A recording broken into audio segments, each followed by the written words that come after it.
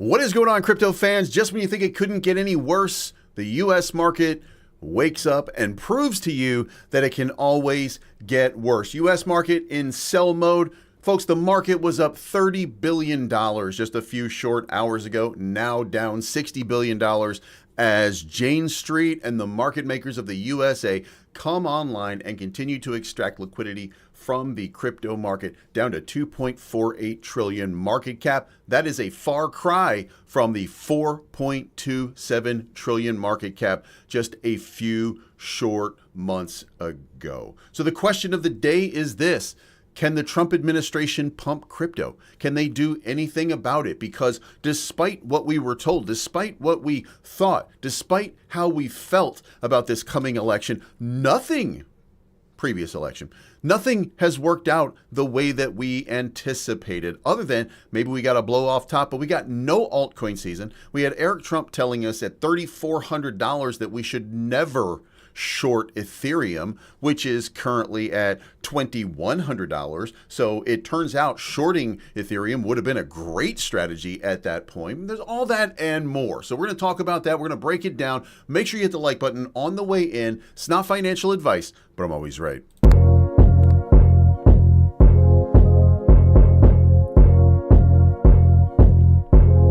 It's your boy Bleed. Everybody listen up. Let's get it. I'm trying to put money in your pocket, that crypto wallet, that bing bada bing ching ching big profit. Even when the market's sideways, I'm looking for ways to get paid.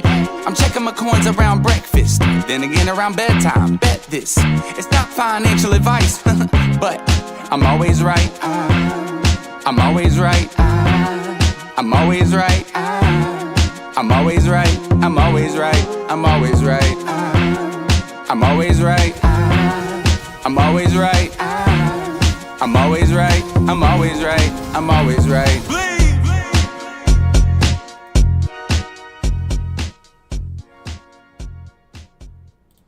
All right, guys, so the information that we got this morning was not great. ADP has reported that we've only added 22,000 jobs in the private sector, which is an absolutely sluggish labor market that is not currently improving. And what happens when that is the case? Well, that means that the Fed should have cut rates. This means, and by the way, I think there is a combination of this, and I'm not a conspiracy guy. Right? But aliens are real. I'm not a conspiracy guy, but I mean, if the earth was round, why is your screen flat? Duh. I'm not a conspiracy guy. Anyway, I think, in my opinion, Trump administration got rid of the people who were reporting data that they didn't like. And then all of a sudden, we got this great amount of data that kind of came through. And then all of a sudden, people were like, oh my God, it's looking great, it's looking great, it's looking great. But guess what? Then the Fed has been pressed to not cut rates because the data was looking great. So I get a sense here and a feeling that some early data just came out from sources. And by the way, all of these datas get adjusted. So what we're dealing with right now is just the news launch of ADP. Now, what that did was the U.S. market, Dow Jones, started off this morning up pretty well, was having a nice run and a nice day. By the way, this is what's happened. I wanted to kind of illustrate this so you guys could see it. This is what's happened to the crypto market since October 10, since Wintermute sold off on the market. That blue line right there, representative of October 10, this is crypto right here. You can see it's just absolutely bottoming out all the way down. This silver line, that is the silver lining, is the silver. And you can see silver absolutely broke out. You can see gold over here continuing its little breakout. You can see the NASDAQ continuing its little breakout sideways, but you get my point. Like it's still going up. The percentages are what we're talking about. On the screen right now, we're up 49%, stuff like that. If we move this out and we just kind of focus on where we were at that time, right there, then there we go. All right, so the NASDAQ is up 1.8%. The Dow Jones is up 6.7%, gold is up 20%, and silver is up 75% since October 10. Meanwhile, Bitcoin is down 35.37%. This is absolute insanity what's going on in the market. And by the way, it should be noted that what we do get in these contexts is a rotation of liquidity from precious metals into cryptocurrency. And by the way, there is a fight going on in the market right now. It goes up, it goes down, right? It goes up, it goes down. But I'm going to show you here because I'm looking at it right now, and I feel like maybe a 5-minute candle here. Volatility is increasing dramatically right now. You're starting to see these big candles forming. Yesterday, when we had that little bottom that happened around 1 o'clock yesterday, wham, we got these nice big moves back towards the upside. And the question is, will that continue? Are we going to get some capital flowing into the market? In fact, it was playing out very, very well in a short period of time. If you looked at this consolidation and you looked at this move, I was looking at Fibonacci a little bit earlier. So from the pivot of right there up to there, look at that, played out almost perfectly. Then it came down for another dip here. If we zoom out just a little bit further, then it looks like we've actually hit kind of the ranges that we were looking for a solid and significant bounce. In the short time frames, though, Fibonacci played out. Remember what I always tell you, the pivot move from 1 to 0, then the retracement comes into, we're just outside of that golden zone, and then where does it go? Back to the 236. What did it do? Came back to the golden zone, went back to the 236, and now it's breaking down even further. That would be a testament to movement to the positive, possibly coming very, very soon. So the other thing is, when we're looking at it, and this volatility right here, as it's playing out right now, these are big candles. Look at all the tiny candles that we've had for all this time, except for yesterday when we had some of that dip early in the day leading to this significant move. Well, guess what? Now the candles are back, U.S. market back online.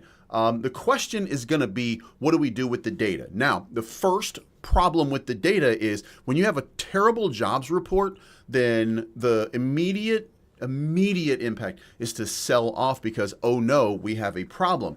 Here's the problem with that right now. Nothing makes sense anymore. What we're looking at right now is the fact that Jerome Powell screwed up and didn't cut the rates and lean into the problem, which was a softening jobs market. We just got a catastrophic number in the jobs market, which is going to scare some people, but now it's going to remind the Fed that they made a mistake by not cutting rates.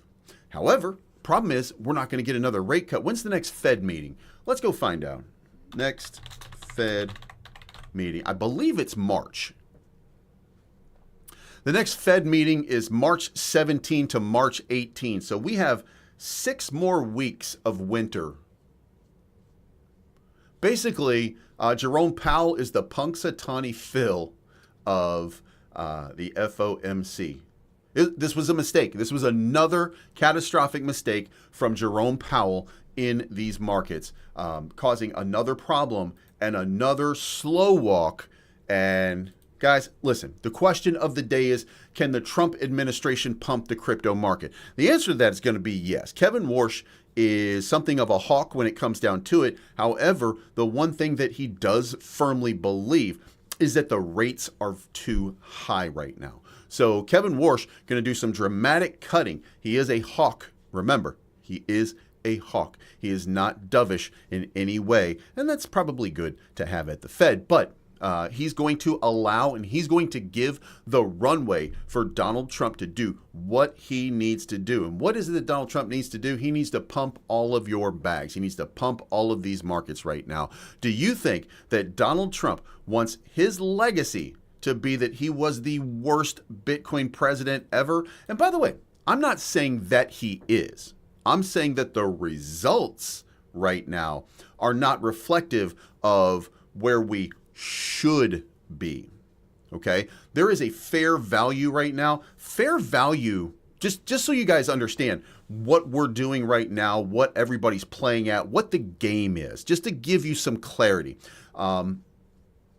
The problem, institutions are adopting crazily, right? They are going absolutely nanners, trying to buy new crypto. They're trying to get more Bitcoin. They're trying to accumulate. You've got Strategy.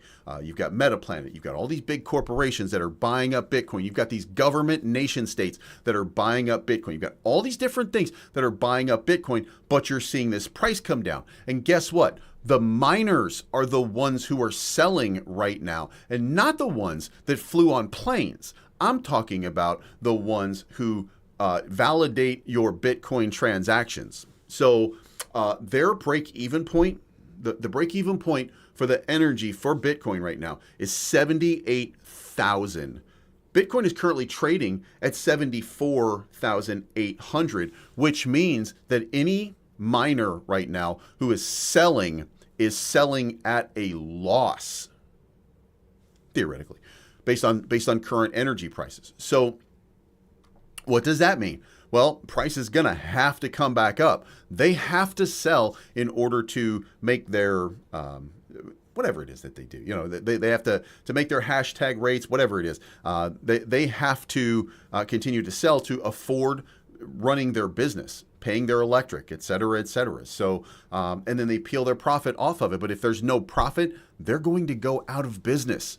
They're going to go out of business. So what I'm watching right now is I'm watching these three levels in the overall crypto market. 2.93 trillion. I'm looking for a bounce back to that. Looking for a bounce to 3.22 trillion and then a bounce to 3.45 trillion. I think that those are the ranges right now, the numbers that we need back to really inspire a little more confidence. When we look at the crypto market and we zoom out, still to this point, this is crazy, by the way.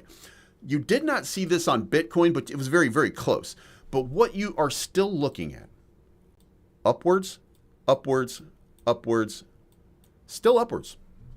We have not broken the total structure of this market to a new low to confirm any kind of bearish trend on these dips. So we could, if we get a little bit further down, it could end up changing that. But for right now, that thesis holds that we are at that inflection point where, you know, we find out right now, is this going to be the move or is it not going to be the move? Okay, here's the overall market. We are below the previous top. I mean, all of the signs right here are pointing towards positive movement, okay? For the moment. The question right now is, will the Trump administration fix this? Can you make something happen here? Can you get something going on? And we're going to get into chat right now. Oh, you know what? I don't have chat today. So we're not going to be able to get into chat, or at least let me try. Let's see if we can do that. Boom, boom, boom, boom, boom, boom. Let's go back to my room so we can party all night. Oh, baby, do it upright. I don't even know what song that is, by the way. I have no idea. That's called for football. There we go. All right, so let's pop that out. Pop out chat, and we're going to pop it in here.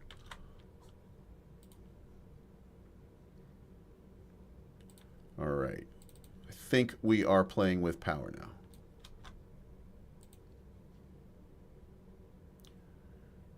As long as I didn't mess everything up here. All right, there we go. Good morning to everybody. Roy G, J Manuel, Atama, Hit Gary Daily, good morning. Leeson, Meet, good morning. Steve Merck, good morning. Crypto Brian, good morning. Juice, good morning. Miners are switching to AI. Yes, but it's still costing $78,000 per Bitcoin to mine. So that is a prohibitive cost, and now they are underwater. And then what is the average? Here's the next big question. What is the average DCA for MicroStrategy BTC holdings? The average DCA right now for, as of February 2nd, MicroStrategy holds 713,000 Bitcoin, accumulating at an average cost of 76,000 per Bitcoin. The company, led by Michael Saylor, continues its aggressive acquisition, with recent purchases significantly increasing their holdings and average cost basis. So they're continuing to accumulate, but now they're underwater. They're slightly underwater right now.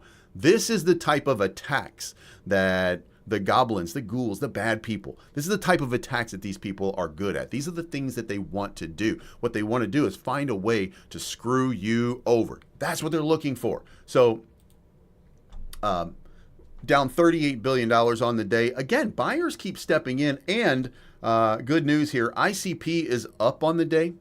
We'll get into that in a few minutes. Let's get into the news right now. Bank of America reveals holdings in this XRP ETF.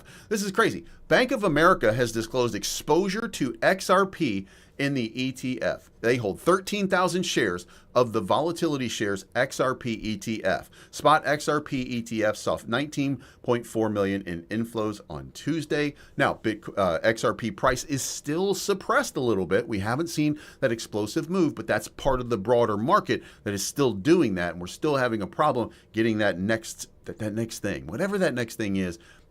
We can't get over that little hump. Again, Trump administration, you got to do something. Trump administration, by the way, did sign the document and reopen the government. So the government is back in business. The business of doing what? I don't know. You know, at this point, I have no idea. But also, Binance buys an additional 1,315 Bitcoin for the Seifu Fund. Binance has now funded a purchase here for 100 million. This brings total acquisition to 2,630 Bitcoin for 200 million amid a $1 billion conversion strategy. So they are 20% completed right now on their purchasing power. Bitcoin price held above 76,000 amid the slight buying by traders, but it will not hold. Binance most likely makes another buy today or tomorrow, depending on where they see the market going or whether they see the dip continuing or not. I don't know what their DCA strategy is going to be on the hourly right now for Bitcoin. We see right there, looks like we had another dip. Came back a little bit higher than the previous dip a few hours ago. That was at 1 o'clock yesterday. I don't know if that begins a reversal process. In fact, when I was looking at this a little bit earlier, I should have showed you guys what I saw here. This was on the Bitcoin chart right there. If you see that right, look at that. It's absolutely playing out to perfection. From the pivot at the bottom to the pivot to the top, we drip down into the 786. After dipping to the 786, there should be a rally back up here. And where is back up here? 76,000 exactly. And where is that? The 236 on the retracement right there. So I would suspect that we're going to see a retracement back to 76,000 in short order.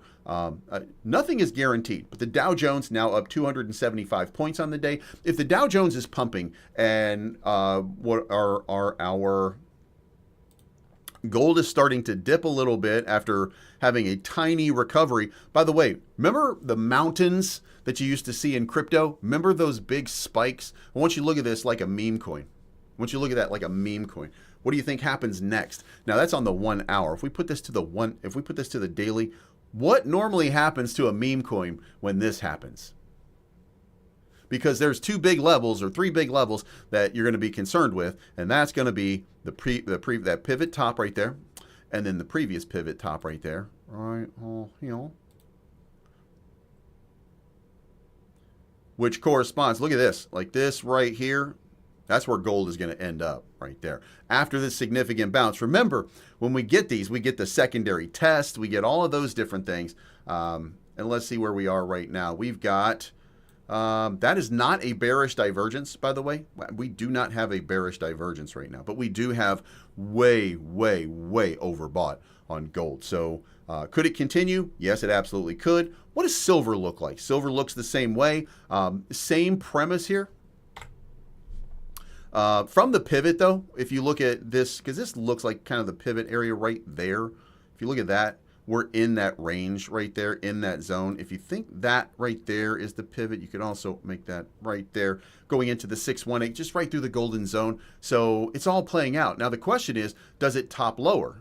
That's what we're looking for. Does it top lower? Because if it does, then the meme coin play starts to work, right? Now we come down here. Now we come back for the retest right up there. Then we come down even further and we go back to, whatever range that we're going to actually settle in. But it looks like the precious metal rally could continue, but that right there is a testament to, that's usually a signal. You know what I'm saying? Like, that's usually a signal. Now, take that as a partial signal and then take this as a reality. Right here to right here, right here to right here. That is a severe bearish divergence, which means that no new buyers are stepping in. Existing buyers are just continuing to accumulate, or generally speaking, that's what it is, which means that the people who are looking to trap people into trades are looking to trap people into trades, something that you are not, by the way, seeing on gold. Gold did not have a bearish divergence at all. So, maybe you can make an argument on October, in late October, that there was maybe a bear divergence, but nothing else since then. This has been a pretty clean chart overall. Jesus Christ, it's actually an impressive chart. Whew, should be watching gold more. This thing is playing out nicely. So anyway, Binance has bought some more Bitcoin. Big Short, Michael Burry issues a dire warning for a Bitcoin price crash. Now, here's what he says. He warns that Bitcoin price could trigger a death spiral. And by the way, this is the guy who retired a year ago because he no longer understands the market, who's now telling you what he thinks is going on in the market. He argues that Bitcoin price crash has increased beyond 40% from its recent peak, falling to a low of $72,897. He described the asset as a purely speculative instrument rather than as digital gold or a hedge against inflation and currency debasement. Now, what ends up happening when Bitcoin dumps, these guys get their exposure. People start to pay attention to them, like, oh, this guy was right all the time. Because these dum-dums that are in the media, they're only looking at, well, it was at the top of 127, and if it's at the top of 127, and it's only 72,897 today, then it must be one of the worst investments you can possibly make.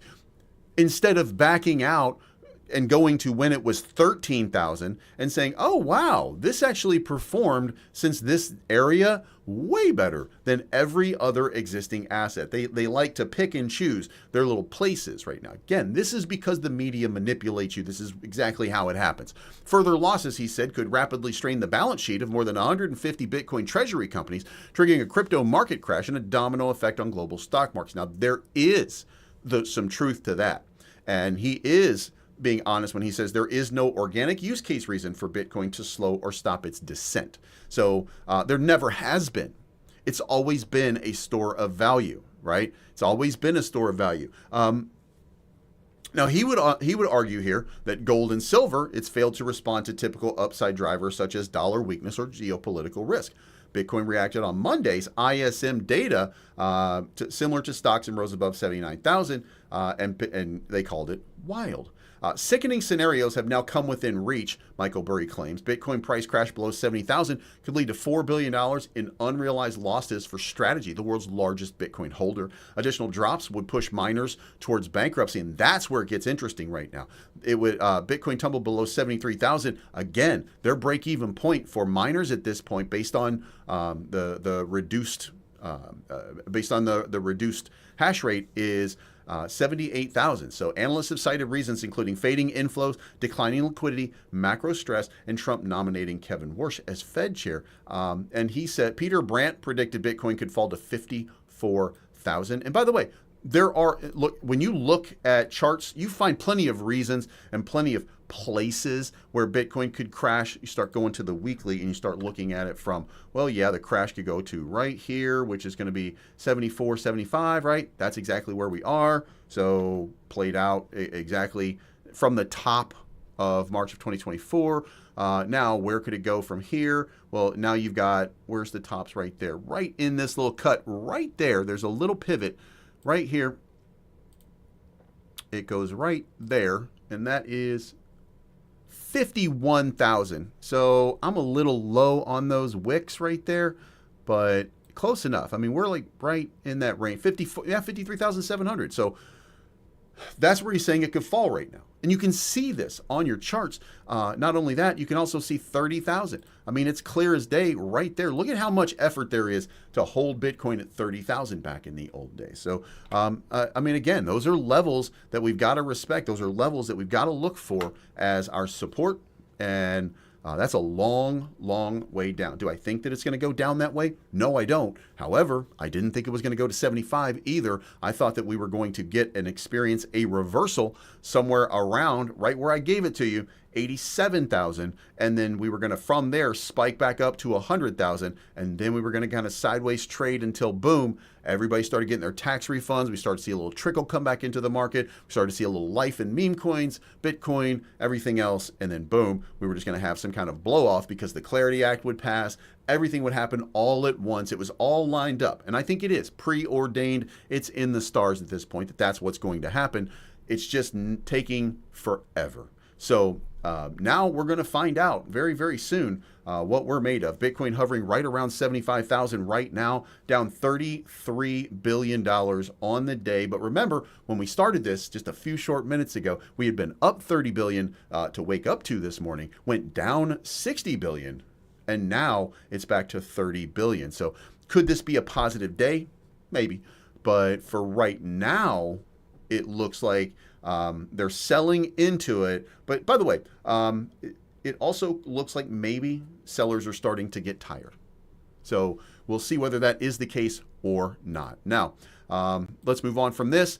Yesterday, we had outflows totaling 272 million on the Bitcoin ETF. On the Ethereum ETF, we had inflows, capital inflows totaling 14 million for Ethereum. For Solana, we had capital inflows of 900,000. And for XRP, we had 19 million in capital inflows. And it's only the third, by the way, third red day that XRP has had since it launched. And it's up $1.1 billion. Now, that seems to have slowed down quite a bit. Now, we've also got 14 on the Fear and Greed Index, still just kind of eating it, still not feeling it, still not getting that big move.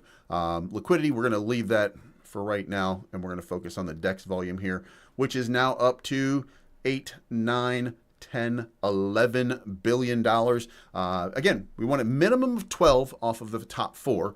And by the way, there's no mathematical reason for that for me. Just when I feel the markets are good, we're at least 12 billion in those top 4. That's just my opinion. If I see top 10 start to really, really sizzle, then that could change. But I mean, look at the volume that you have over here. You've got Solana with 5.4 billion in volume. You got Ethereum with 2.5 billion in volume yesterday. BSC at 1.7 billion. Base at 1.34 billion.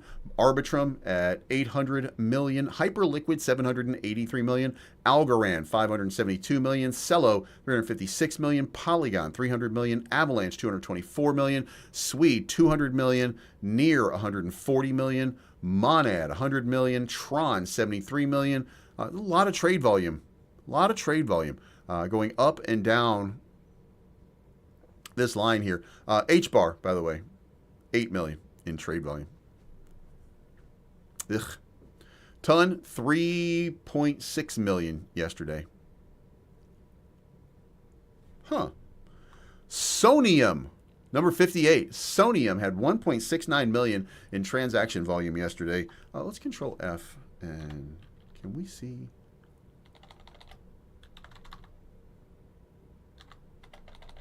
Nope. I was wondering what the volume is on BitTensor. It doesn't seem to be tracked here. Oh well. All right, so back to it. Where are we? All right. So when we look at it from this context, I told you where we were going to go, right? I gave you the, we mapped out our little line of, if we're going to dip, this is where we're going to dip to. Here we are right now. This is the inflection point. If we don't hold this position and we don't get a strong and significant bounce back up into the 87,000 range, and by the way, there's no magic to this. In fact, it might be a little bit lower over here. We might be able to squeeze out here 85,000. If we don't reestablish some confidence around 85,000 or at least 84,000, 84,000. We don't establish 84,000 here soon. Investor confidence is going to continue to dissipate, and we're going to go down even further. It doesn't matter how much Metaplanet's buying, doesn't matter how much Strategy is buying, doesn't matter how much all of these nation states are buying. If the markets are still being manipulated, and we still got these guys out here doing this, and they're still, cutting this market, undercutting the positions here, if they're still seeking and attracted to liquidity, then we are going to be in for a fight. And that fight will not end with the bulls winning. Remember, it's always easier to bring the price down than it is to bring the price up. when we zoom out on the liquidity right now, if we go to, what do we call this? 6 months. Let's go to the 6 month and let's see what it lights up like.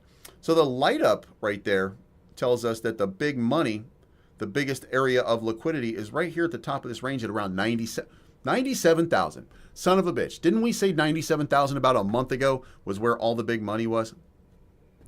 We never got there. They wiped out everything. This is, and by the way, look at this chart.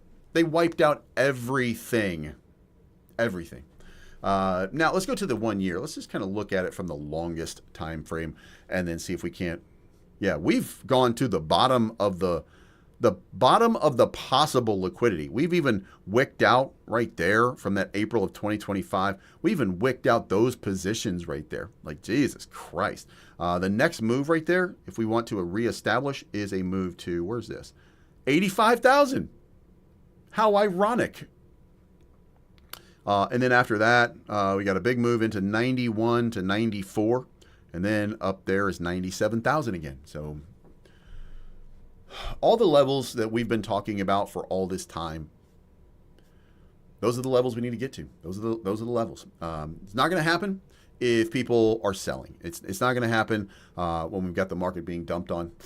We don't have enough buyers stepping back in. But again, tax time is coming any day now. So imagine this is your cleansing fire. And look, it's every single time, right? Let's zoom out and let's be honest about it. We get crazy runs, big dips, crazy runs, big dips.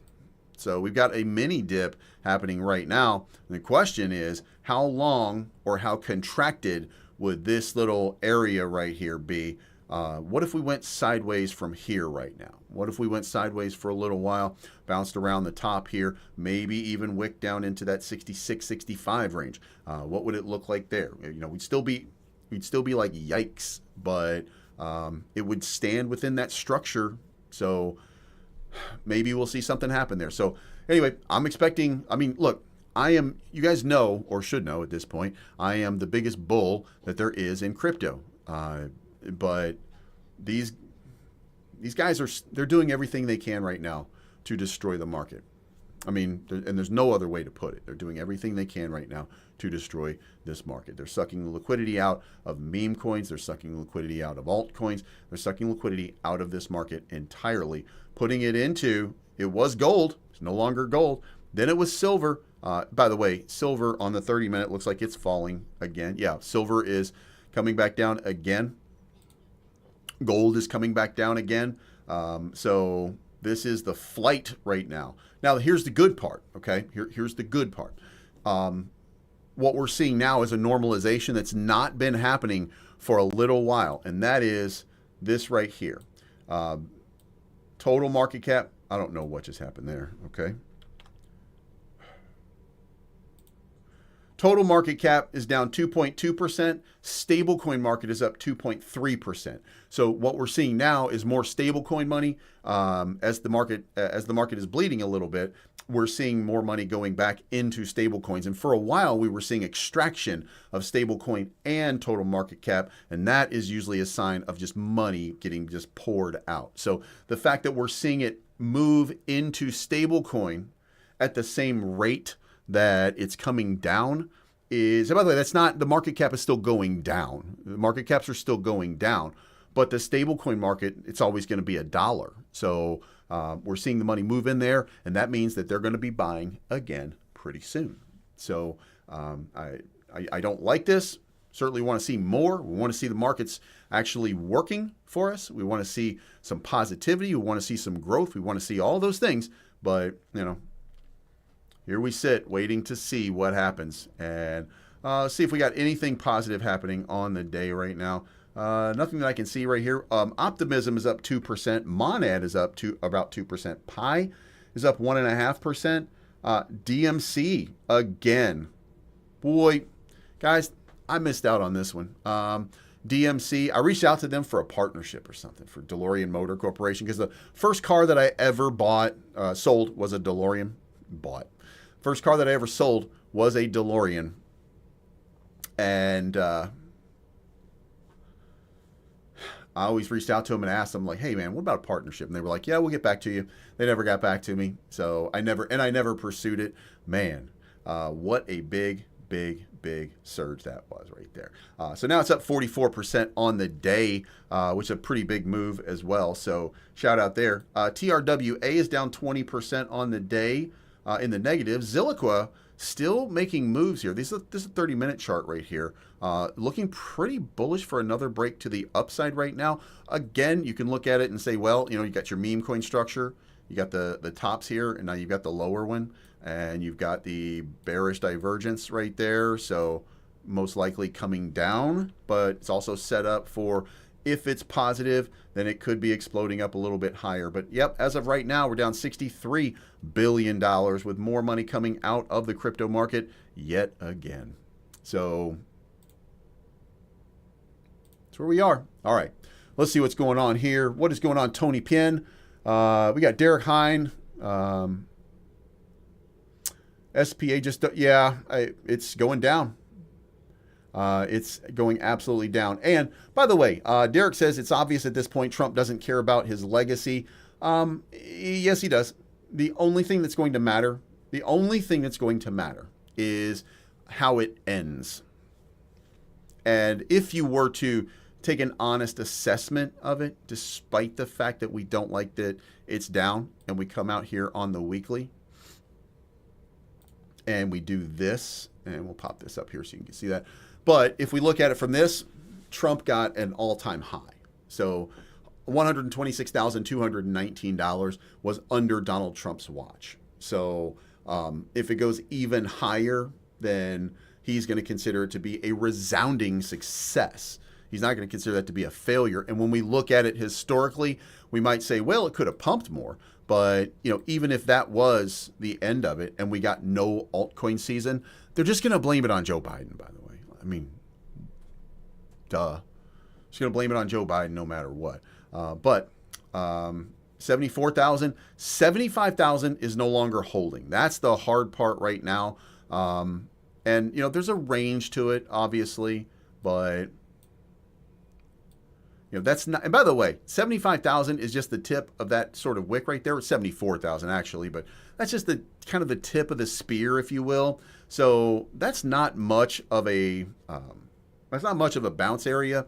The more likely sort of bounce area here is in that 65 range, where you're absorbing some of these buyers stepping in right here and holding. So, their risk tolerance is going to be in that 10% level. So that gives you the move down to 59-ish, something like that. So,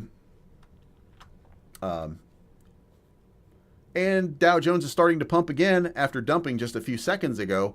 There's a lot of volatility in this market right now. There's just a lot of volatility. And here's the other part. As the sellers are continuing to dump on the market, look how quickly you're watching these things get bought back up. Looking at the 1 minute chart here, like they are trying desperately to dunk on the price, which, I mean, that's what the bears do.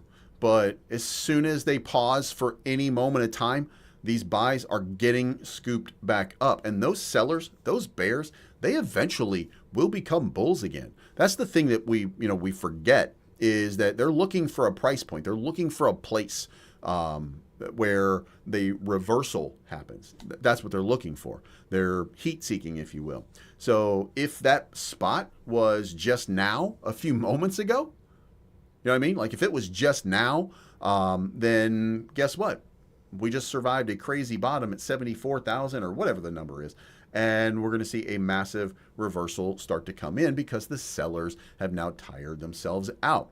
Now, there'll be a few sellers as you come back up. We're on the minute chart right now. If we go to a 5 minute chart, then sellers, we've got this, we get up into right here, 2.53 trillion, something like that. Then your sellers are going to step back in because they're going to scalp for a little profit. Then you're going to blast through and maybe a reversal. I don't know yet. Again, however, Bitcoin, looking at this on the daily, Bitcoin is now broken. Okay. And maybe you can say it's by a technical standpoint, but, and when I zoom out, let's also remember here, when I zoom out and I see this, and then it goes up higher, well, this was way lower than this. Okay, so we're still just kind of in a trend. Are we breaking structure? And that's right there. We're right at that structure. So if we break that structure, it's not going to be a great sign. However, I mean, again, you zoom out just a little bit and you look at it from this standpoint. We did this before over here and we thought, oh no, we're cooked because that right there led to that right there. We're at the same kind of inflection point. It's just the same game being played over and over again. There's nothing new to it. That's just the way that we play the game. Trump will either pump crypto this year or next year. It's not happening in his last year. Right? Exactly. It's not going to happen in his last year. And look, he's not the one that's going to do it. He's going to create the regulations and the enforcement actions that are going to allow for a lot of people to get into crypto. By the way, I do think crypto is going to be, you're not going to recognize crypto the way that it is right now. Like it'll not be anything close to it. I think meme coins are going to be dead. By the way, I think meme coins are going to die because Kalshi and Polymarket have just made it easier for the gamblers. Remember, the gamblers came in on the meme coins. The meme coins were the thing where, you could roll your bones and hit 100x, and you could throw, $1,000, and boom, it's $100,000 overnight. Boom, $1,000, $100,000 overnight. You can make these life-changing gains just off of some crazy investment, and it was quick and it was rapid, and then it got real difficult to do, and now it's only 2x or 3x or 4x. But the other part is that downward momentum. Hit Gary Daly says that Epstein stuff didn't help Bitcoin either. No, but for smart people, it didn't matter because smart people can read those things and they don't really care because, I mean, look, let's face it. If I'm somebody who doesn't like Donald Trump, I want to believe everything bad about Donald Trump, right? So I'm tying him to it. I'm tying everybody to it. It doesn't matter. It really doesn't matter. And when you look at the whole Epstein thing, it looked like he was an insider. He was an early insider, but there's a lot of early insiders. And by the way, that's his business. That's not his personal gross life. So there's gonna be a lot of people. And look, here's the thing.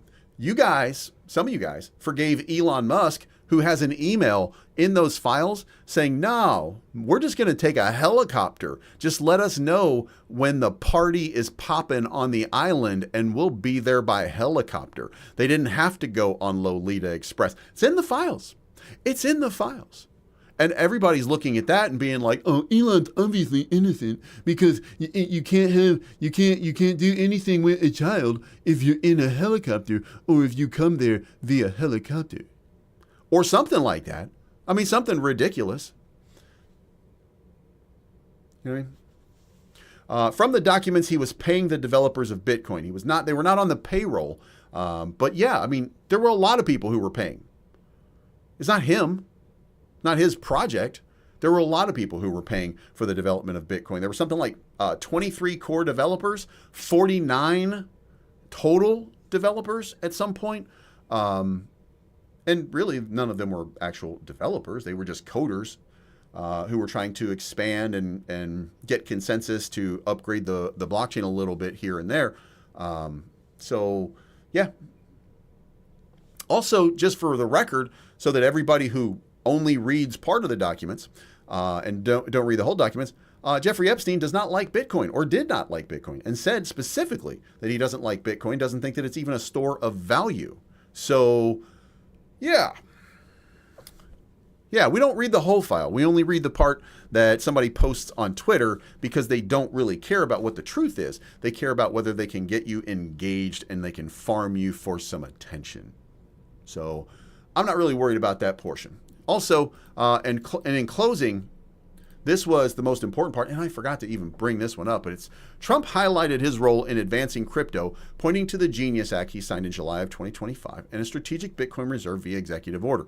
He aims to make America the crypto capital of the world amid stalled market structure legislation in the Senate, while enthusiasts celebrated the remarks Bitcoin fell to 73,000, and critics raised concern over Trump family's $1.4 billion in crypto earnings and a $500 million UAE investment in a linked firm.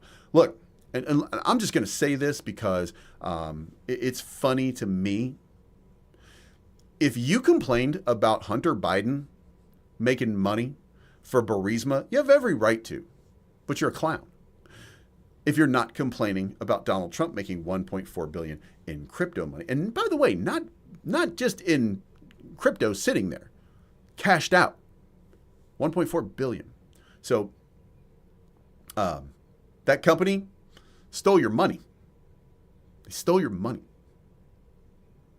And if you're not furious by that, go ahead and explain it to me, because you can't logically explain it. You can like policies and stuff like that, but again, if you were looking at a laptop and somebody who had a job and you're mad at that person, or if you're mad at Nancy Pelosi, why aren't you furious at $1.4 billion? You're mad because Nancy Pelosi, who's worth $2 million, married a guy worth $196 million, and she now has a value of $198 million. And then you say stuff like, well, why did Nancy Pelosi have if she's working in the Senate and she only makes $272,000 a year, how could she even have $198 million? How could that even be possible? You marry somebody with all that money. What are you have an extra chromosome? Do you know what I'm saying? And so if you're not mad and you're furious because she got married, this is because they stole your liquidity. It's a very weird circumstance here.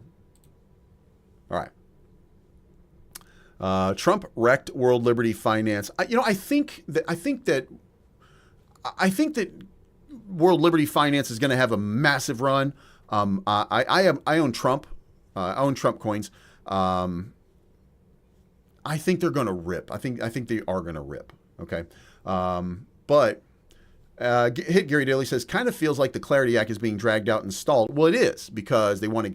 Well, first of all, they're going to say because they want to get it right. The Trump administration is furious that it's not out by now, but that also is a very small piece. They don't really care too much about that. They already made a $1.4 billion. And it's not him. You know what I mean? Like, it's the World Liberty Financial that made the $1.4 billion.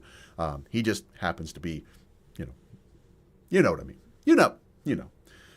So they made the money already. So the next question at this point would be, they're not holding it up for that reason. Banks are holding it up because banks want these rails. Matter of fact, what?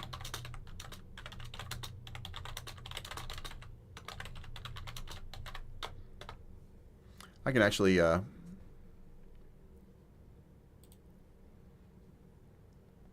is exactly what the banks want, okay? They want stablecoin regulation. They want regulatory clarity. They want a level playing field.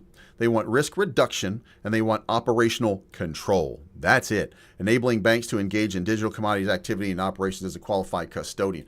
That's what they want. And what they don't want is they don't want you guys to control anything. They don't want crypto bros to control anything. The banks want to control everything. I'm going to take you back to 2013 when I told you that or 2023 when I told you that in the beginning. 2022, I said the banks are coming for crypto. They're the reason that everything was happening the way that it was happening is because everything was being slow walked. Gary Gensler was slow walking everything. They were trying to prevent us from taking over the banks so that the banks could take over us. That's it. That's exactly what was happening. Now we're at the spot where this could happen. We're at the end of it. And what they want to do is they want to kill DeFi. They want to stop some of that. Here we go. American Credit Union. This is America's Credit Union. Ban on stablecoin inducements should be included in the Clarity Act. Offering any kind of compensation to stablecoin holders, including advertising yields, promotional rewards, or interest-like payments, threaten to drain deposits from regulated institutions, constricting the credit that fuels communities across our great nation. Do you see what they did here? What they said was, if we give you interest, if we pay you to hold on to your money, then we can't have all of your money. And by the way, maybe I sound ridiculous when I say that. Offering any kind of compensation to stablecoin holders, including advertised yields, promotional rewards, or interest-like payments, threaten to drain deposits from regulated institutions. Do you hear it? They don't care about you. They care about making sure that your money stays in their bank. That's all they care about. Constricting the credit that fuels communities across our great nation, wink, wink, our great nation of banks, you know. Every deposit represents a home loan, a small business loan, or an agricultural loan, which you can get with stablecoins. And that these policies would destroy local lending. Not if you have a stablecoin. Not if you have a digital asset online or you participate in USDT or USDC. Not if you are out there doing what you're supposed to be doing, which is modernizing and making it better for your consumers. See how stupid this is? That's where we are. So these people are out of their minds. These people are out of their minds. Did Canton Network get ahead of Dev? Well, did they get ahead of them? Well, they launched 2 years before them. So yeah. Not in the overall, because Canton doesn't do what Dev does. So it's a different type of network. Similar, but still not the same. So anyway, guys, that's the show. Thank you so much for tuning in. I got to go. I'm about to interview Tom Anderson from Dev about his Fiat protocol, and we will talk to you again very, very soon. It's not financial advice.